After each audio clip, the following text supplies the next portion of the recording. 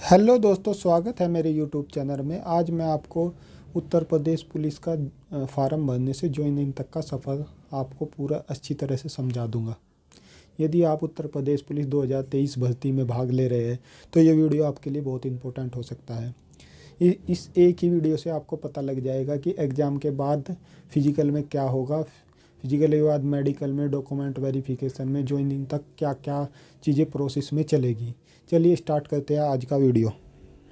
देखिए, जो भर्ती आई हुई है उसमें जो है OMR सीट बेस एग्ज़ाम होगा, यानी कि जो ऑफलाइन आपका पेपर होगा।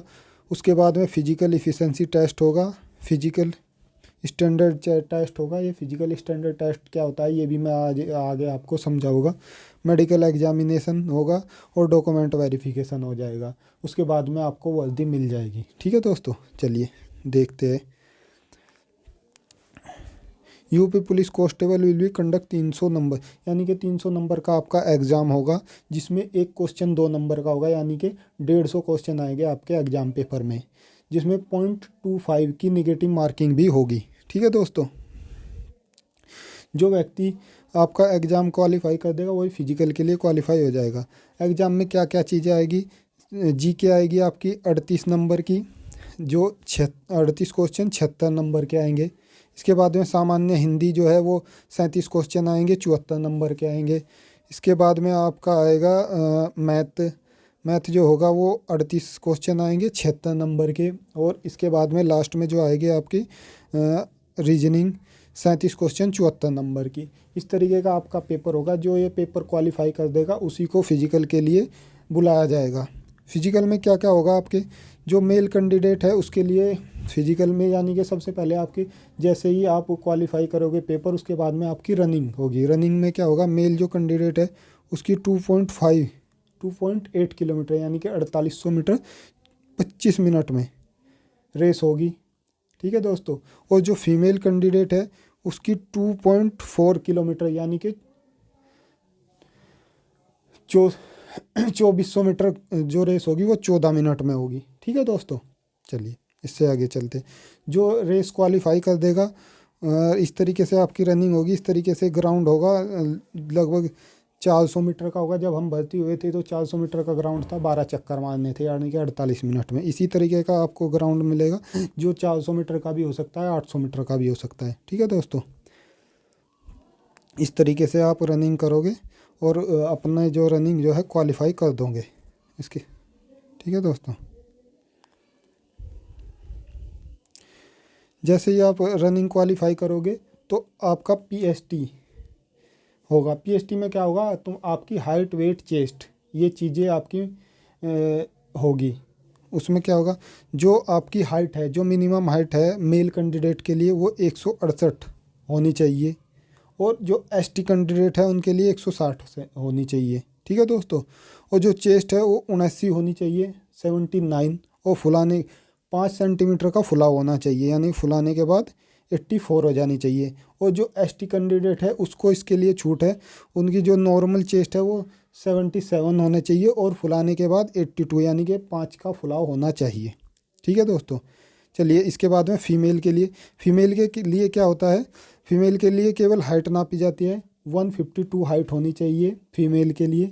और जो एसटी फीमेल है उनके लिए 147 हाइट होनी चाहिए। ठीक है दोस्तों। और जो फीमेल का मिनिमम वेट है वो 40 केजी होना चाहिए।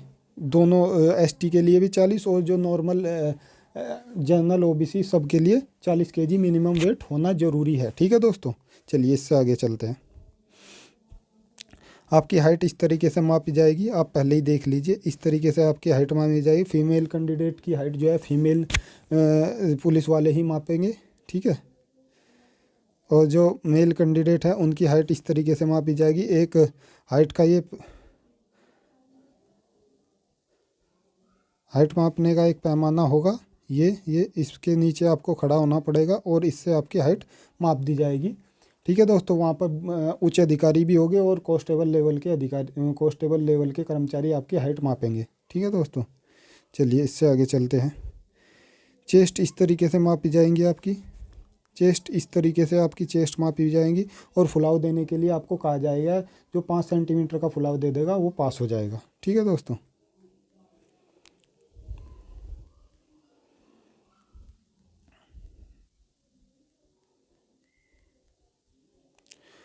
और जो फिजिकल जो रनिंग कर देगा हाइट वेट चेस्ट में पास हो जाएगा, उसके बाद में उसको मेडिकल के लिए बुलाया जाएगा। आपको बता दें कि मेडिकल से पहले ही उत्तर प्रदेश पुलिस में फाइनल मेरिट लग जाती है। फाइनल मेरिट पहले ही लग जाती है, यानी कि फाइनल मेरिट लगा दी जाती है, उसके बाद में मेडिकल में बुलाया जाता है। जो लोग मेडिकल में फिट होते रहते हैं उसको जॉइनिंग दे दी जाती है। ठीक है दोस्तों। आपका मेडिकल इस तरीके से होगा। एक डॉक्टर हो गए, डॉक्टर आपसे आपको चेक करेंगे और चेक करने के बाद में आपको फिट और अनफिट बता देंगे।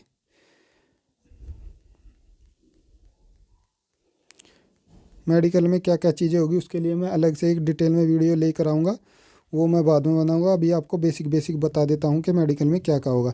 मेडिकल में एक तो आपके आँखों की जांच होगी, उसमें इस तरीके का एक दिया जाएगा कि ये पहले ABCD के बड़े बड़े वर्ड हो गए, उसके बाद में छोटे छोटे वर्ड हो गए। यदि आपको दिखाई दे रहे हैं तो आपकी आंखें सही है। इस तरीके से आपको दिया जाएगा इसके अंदर क्या लिखा हुआ है, इनके कलर विजन इससे चेक किया जाता है। इसके ये इस तरह के गोले हो गए रंगीन से, उनके अंदर लिखा होगा वैसे ही रंग में।